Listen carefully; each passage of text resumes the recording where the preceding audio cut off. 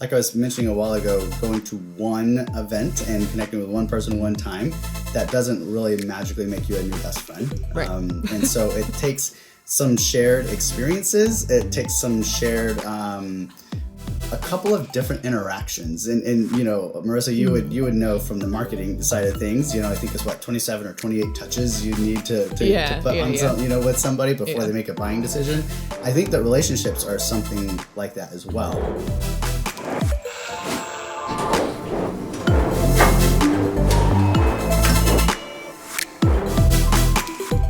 Hi, everyone. Welcome to another episode of The Automation Journey, the podcast where we talk about all the various questions and challenges and discussions you might face along the way in your own automation journey.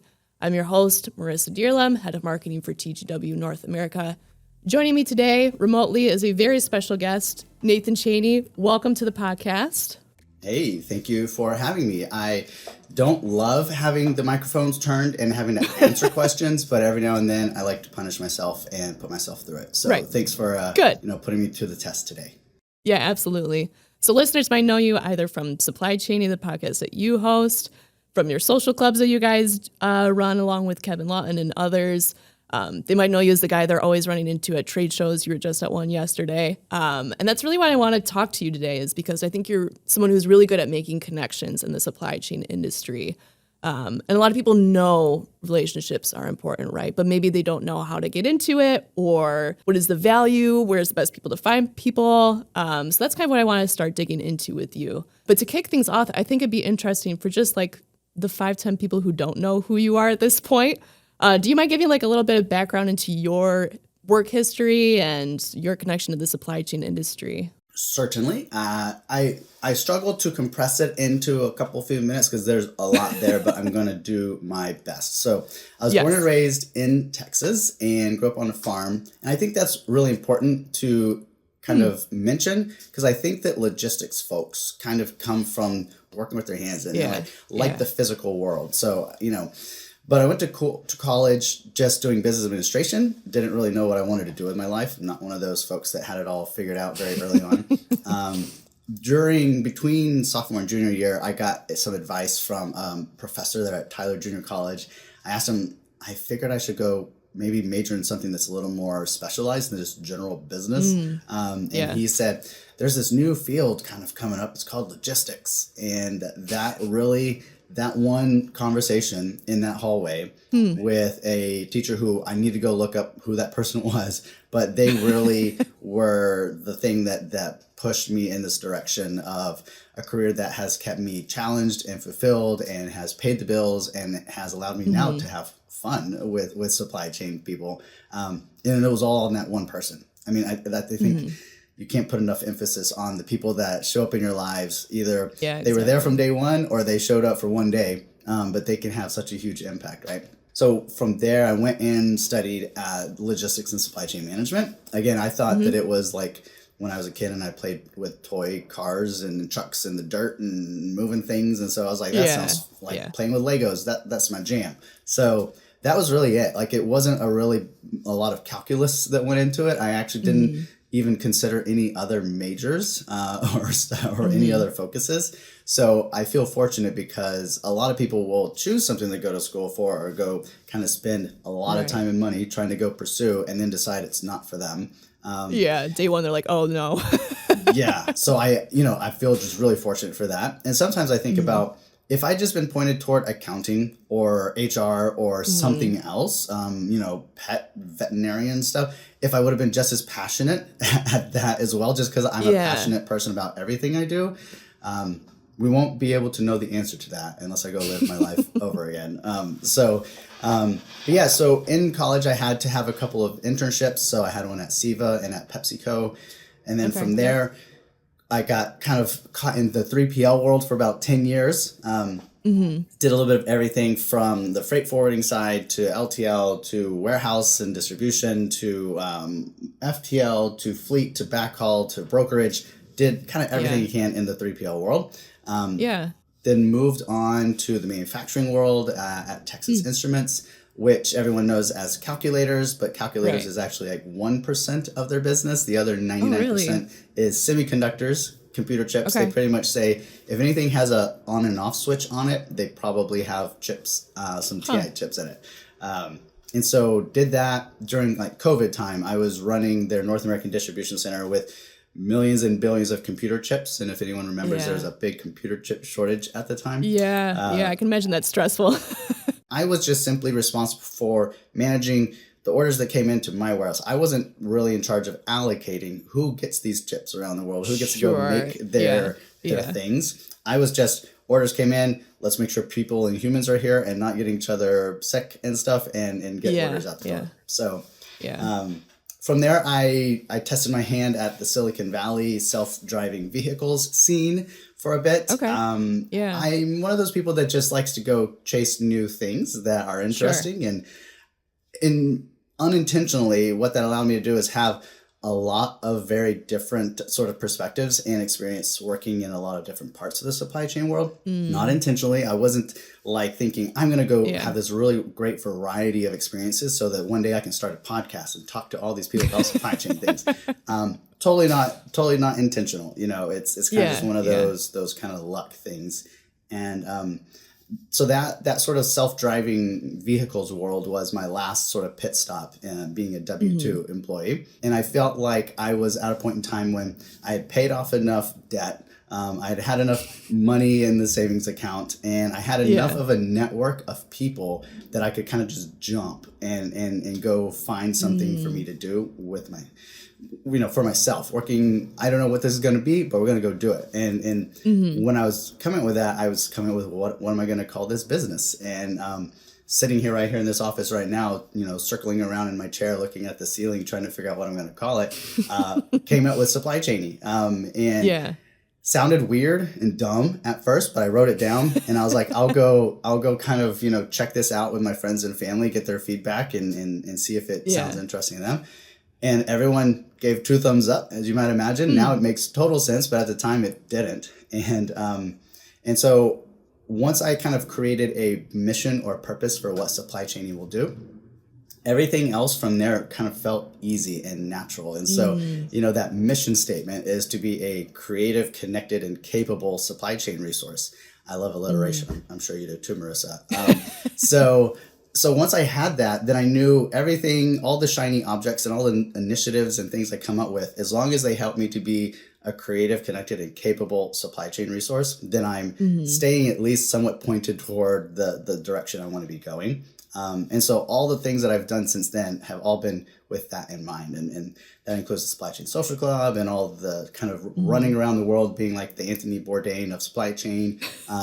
That's all kind of in that mission to be, just have fun. And now, I tell people that I take selfies and drink beer for a living whenever I talk to people that aren't part of the industry. So that's about kind of a quick wrap and summarization of the whole Nathan Chaney supply chain story. Well, it's interesting as you were talking and thinking about this idea of relationships, like it's clear that there's certain touch points where people have really had an impact, and having that network, having those trusted peers really made a difference for you, right? Like if you didn't have that professor who cared enough to give you that idea, if you didn't have people in your corner who are like, take the leap and start this off. People are like, that's the idea, go for it. And that's why I think it's such an important topic, right? So when you're thinking about how folks typically in the supply chain are keeping up on their industry information, whether it's, going to the trade shows, research reports, industry insights, how do you think like those compare to what you might gain from just building community networks and connections with people? Like what sort of different learnings can come from these different avenues? Sure. Well, I gotta just make a quick mention that as much as it seems like maybe I was like this power networker person from day one, that's totally not right. So it wasn't until a couple of years ago when I was like, this is going to sound super egotistical, but I had this idea of like my North Star, the thing I'm going to go do. And this was after having like supply chain is like, I want to go be like an influencer. And I want to have like a bunch of connections. I want to have this like reach. And, I got inspiration for that from a few folks that are already doing this, that already have kind of big audiences in the LinkedIn world. But I never really thought of it networking as a business model sort of thing. It was never something I did until just a couple of years ago, honestly. when I said I want to go intentionally try to build an audience, and everything else kind of just fell into place. And I mentioned that because before a couple of years ago, LinkedIn for me was just my resume that I go update every 6 months or a year when I get a new job title, right? I didn't know that there was all these resources out there. I didn't go to conferences much. I had some employers in the past that would send me to conferences, not at the level that I'm going to now, of course. And so there were, what I'm kind of getting at here is that when I was kind of a business analyst or a general manager or a manager of a facility or whatnot, I honestly didn't take as much time to educate myself and to be informed. And my main source of probably networking and information at the time, and it's been since I was in college, was the Council of Supply Chain Management Professionals, CSCMP. Yeah. Yep. And how did I get onto that track? It was because a professor, in the logistics school said, I will give you 5 extra points on your final exams or whatever if you go to those meetings. And so it just so happened that those meetings also offered like a free dinner for a college student. So it was That's really all you need. that was really it. And if it weren't for that, it's, again, chasing a free warm meal as a college student, I probably would not have leaned into and felt as comfortable in these networking and professional organizations as I do now. I went on to be the president of the CSCMP Roundtable here in TFW years after getting scholarships from them and volunteering. And so I'm kind of saying all that because I think that really anything people do to try to stay sharp and keep kind of sharpening their axe, whether it's in person or it's listening to podcasts or it's just scrolling through LinkedIn, everyone has different learning styles. So I can't really say one way is better than the other. It's really just, are you doing something, especially when you are juggling a job with responsibilities and maybe a family life and all that sort of stuff. You've got to kind of get what you can in whatever form that might be. But I make a big push for local organizations. So it's one thing to show up to your local roundtable or your transportation club or your warehouse club or whatever, and just show up and have a beer and take a selfie and go back home. I encourage people that if you really want to get the most value out of it, to volunteer and lead a car wash fundraiser or whatever that might be, because that helps you stand out and it lets people see how you actually work. And if you're working with other people outside your own 4 walls, that's what helps to build some relationships with folks much faster than just showing up to a monthly meeting, if even that. And it's a little bit why I started the Supply Chain Social Club, is because I was going to 5 different meetings, a month here in DFW, the transportation clubs, the procurement club, the supply chain club, all the things. And I realized that I'm a bit fortunate that I'm here in Dallas in a big market where all these things exist. And there's some people that live in West Monroe, Louisiana, that don't have that kind of resource, at their disposal. And so I wanted to kind of create a space for that.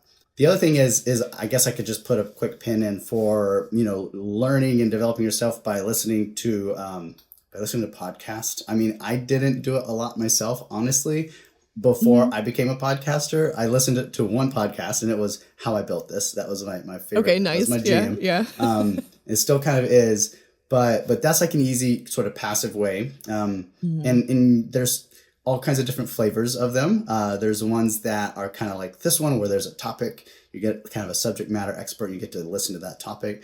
Other ones that are going to be talking about products and services, and then other ones that talk about scary ghost stories, right? So there's a little bit of everything. But I think that as long as you're taking some time to develop your way in whatever way that works for you in your schedule, you just got to go do it. So I think it's kind of different strokes for different folks on that end. Yeah, and you're touching on some interesting things that maybe I want to dig into. So for someone maybe who's a little bit more introverted or maybe more of I want to solve things myself, how do you help, or what would you suggest for someone who's then walking into these community groups? How do they get over that sort of internal roadblock of how do I put myself out there? How do I do this? How do I become really a part of this community and build real relationships? What might help them get over that internal roadblock? Well, there's a really good recipe here that I think I could suggest to folks. This is going to be a joke. I'm going to say these are mostly happy hours and there's bars nearby. So go spend a little bit of time at the bar, grab yourself a drink, and then step up to the plate. I'm not recommending that fully. But if you need to calm your nerves, a lot of these things are at happy hours.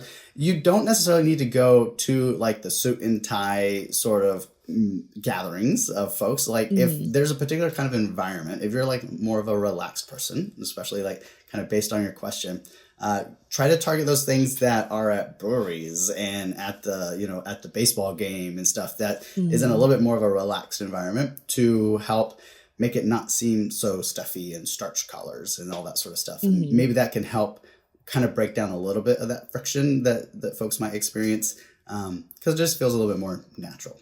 The other thing I struggle to empathize with introverts and people that don't like to put themselves out there because it's not me. It's never been me. So I don't know all the answers. I can't really put together the winning formula on that end.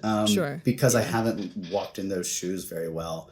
It's maybe just kind of like hearing folks like me right now saying, look, no one is going to bite you. That there's actually, everyone is, I would say if I was going to put a number on it, it's like 90 to 95% of anyone you ask for help, that you ask for 5 minutes to talk to, they are all happy to give that time. And that there's nothing to be afraid of there. And there's only, it's kind of like asking someone out on a date or something like that. All they can say is like, no. But like I said, at a 90 to 95% success rate, you're not going to find very many people that say no.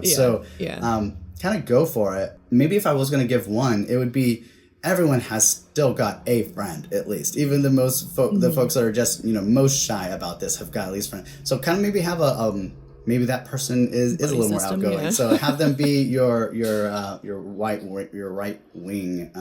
Maybe they can help make introductions for you and kind of be there with you as well. Again, to just add a little bit of that comfort factor for you.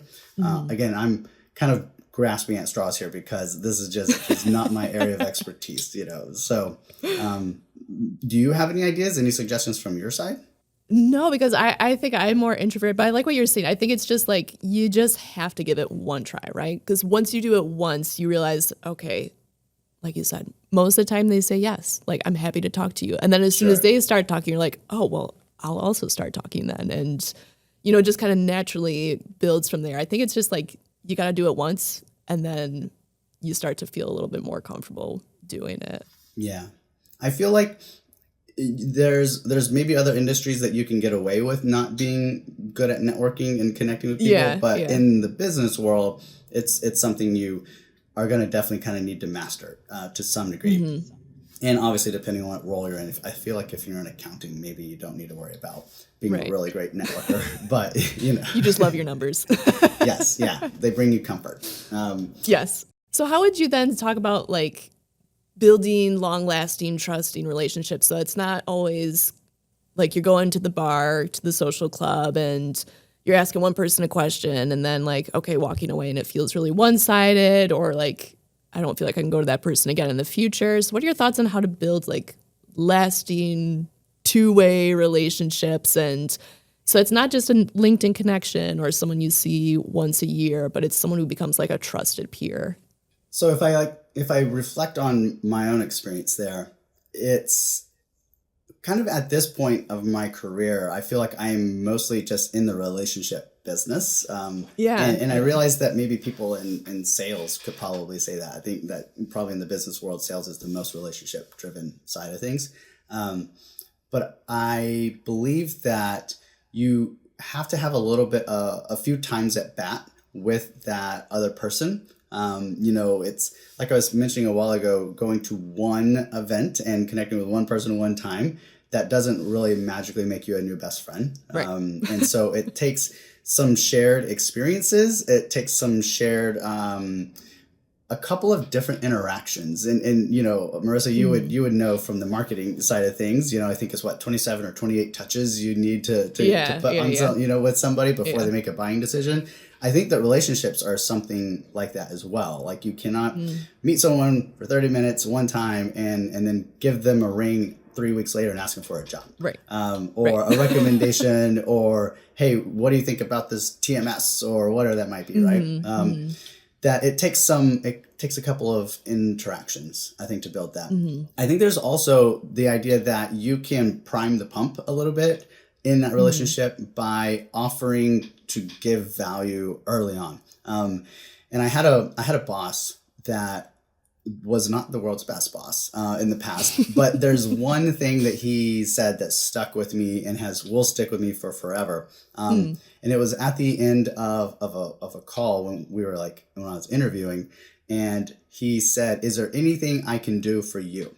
And it's like, those are the simplest words I think that a human could utter, but it means so much. There's so much behind them. And it's really an offering of, hey, I'm here. What can I do for you? And a lot of times people might not really know what to do with that question. They don't know exactly like, I'm really hungry. Can you order me Chick-fil-A or something, right? Like there's like, what do you do with that question? But what it does, I think, is it plants a seed that says, I'm here. I'm open to providing and creating value for you in whatever way that looks like, maybe without an ROI. It's very open-ended, right? What can I do for you? But I feel like that's like a kind of an olive branch that you can give, and it can start that. It's like when you take someone a gift for their birthday and they weren't expecting it. Now they are going to feel obligated to bring you a gift for your birthday, right? So if you're the first one to make that move, then you can kind of expect that over time. And as you do that more and more and more, you're going to have more of that good karma and more of those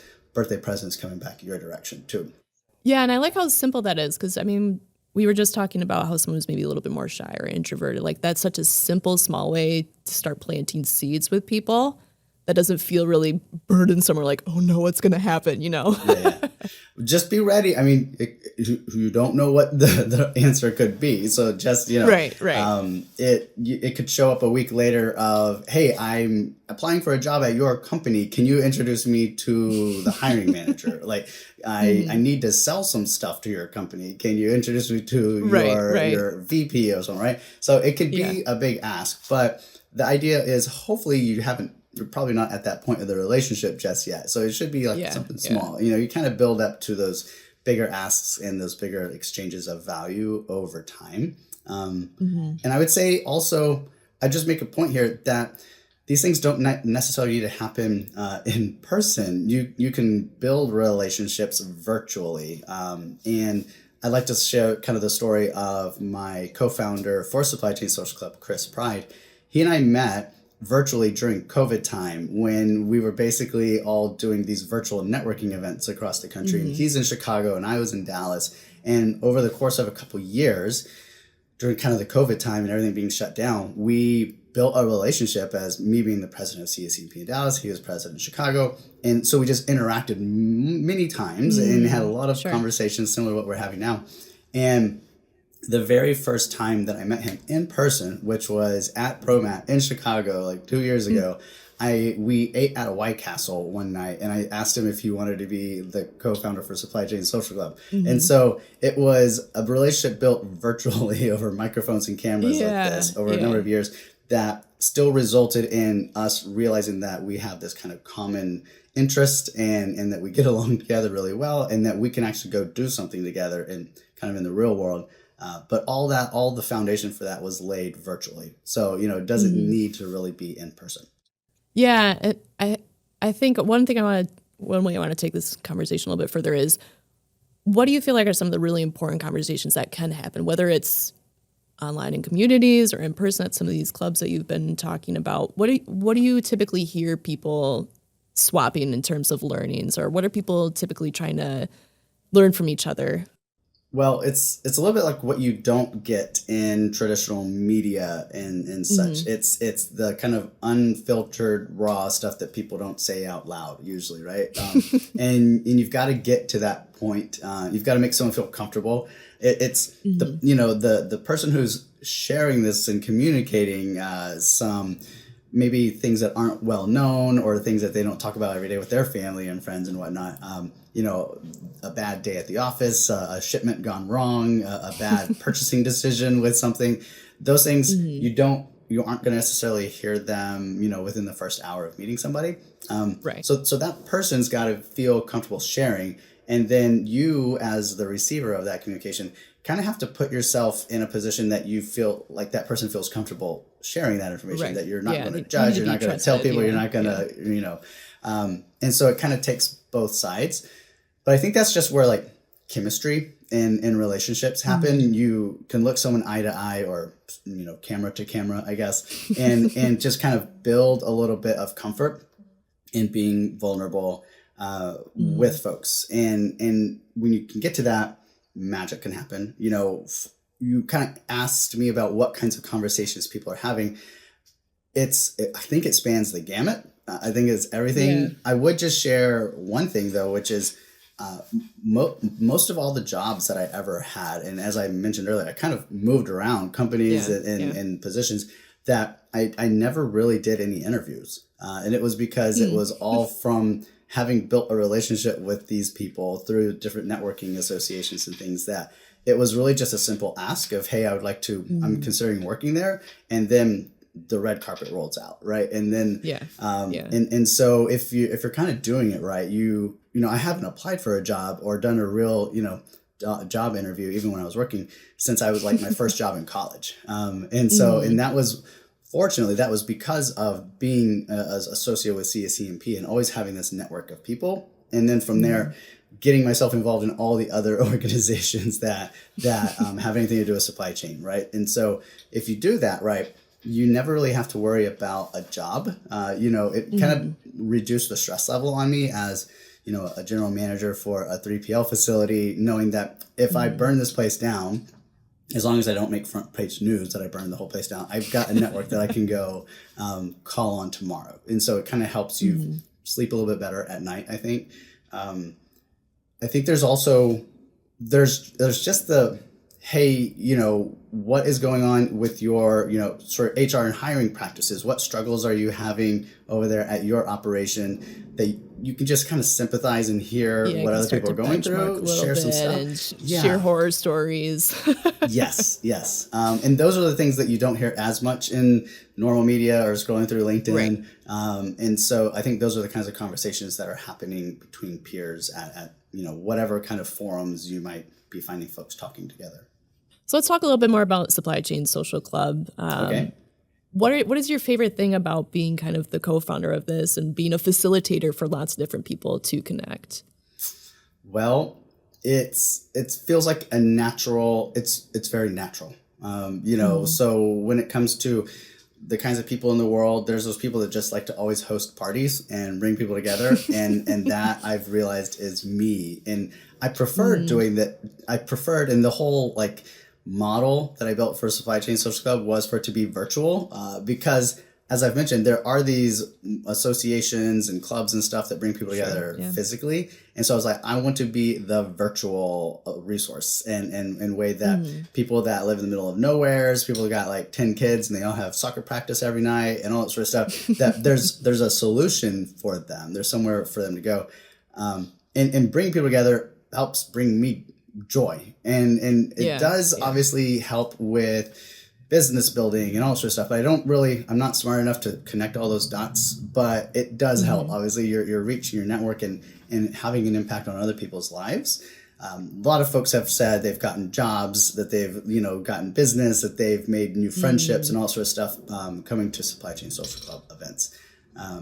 The thing about it, though, is, as I mentioned, I started the whole thing wanting to make it just virtual because it's efficient. There's no bar tab to pay at the end of the night. There's no invitations worrying about whether people are going to show up and they're going to eat all the chicken wings that you ordered or not. And so I was like, this is how logistics should be. It's super efficient networking. But kind of like by popular demand, people were asking for in-person versions of these things. They're like, we've been seeing each other on screens. I've been building these relationships with people across the country. We're all going to be in Chicago for ProMat, in a couple of months. Let's do an in-person thing. Yeah. And I kind of resisted it at first because, again, I wanted to try to stay true to my roots. But kind of that whole relying on relationships and relying on feedback from other people of saying like, hey, if the people are asking for this thing, let's give them what they want. And so, since that first one, we've held, half dozen in-person events around the country. That's amazing.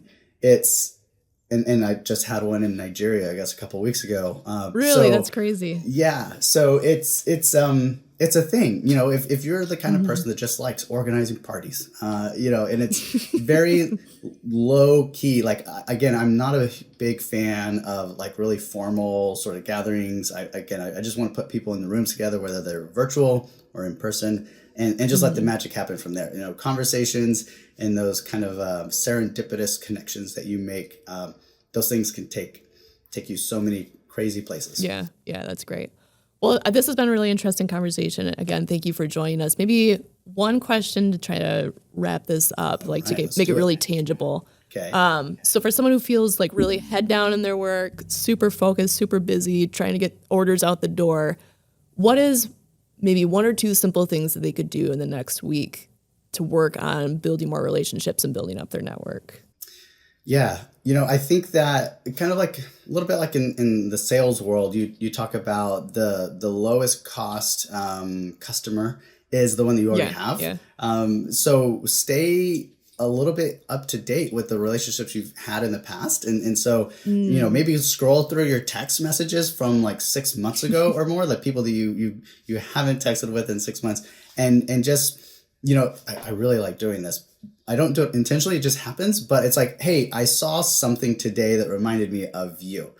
Just wanted to say hi. It's like Facebook back in the day when they had pokes. It's just, I kind of wish that LinkedIn had that. But it's just like hey, I thought of you, or, this thing happened and it reminded me of our conversation. How are things? Those little catch ups from those maybe conversations that have gone cold for 6 months or a year, that there was a good connection. It's still someone that added a lot of value to you years ago, maybe at a prior job or in a prior role or something like that. Those things are the relationships that I feel most proud about being able to sustain over the long term. Now, I'm trying to do that like at scale.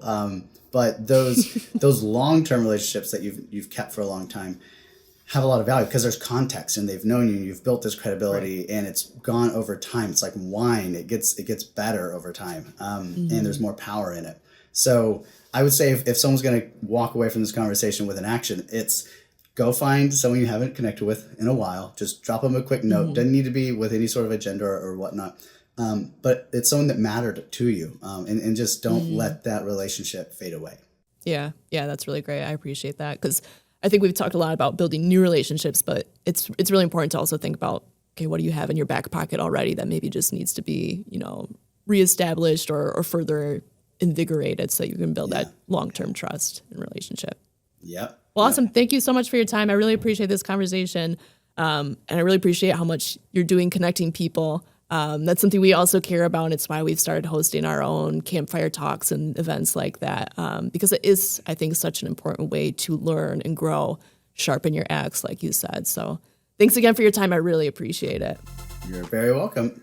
Awesome. And thank you, listeners, for tuning in. I hope you really enjoyed this episode. If so, rate, review, subscribe, all those good things. Check out Nathan and what he's up to with Supply Chaney and Supply Chain Social Club. And hopefully we'll catch you on the next episode.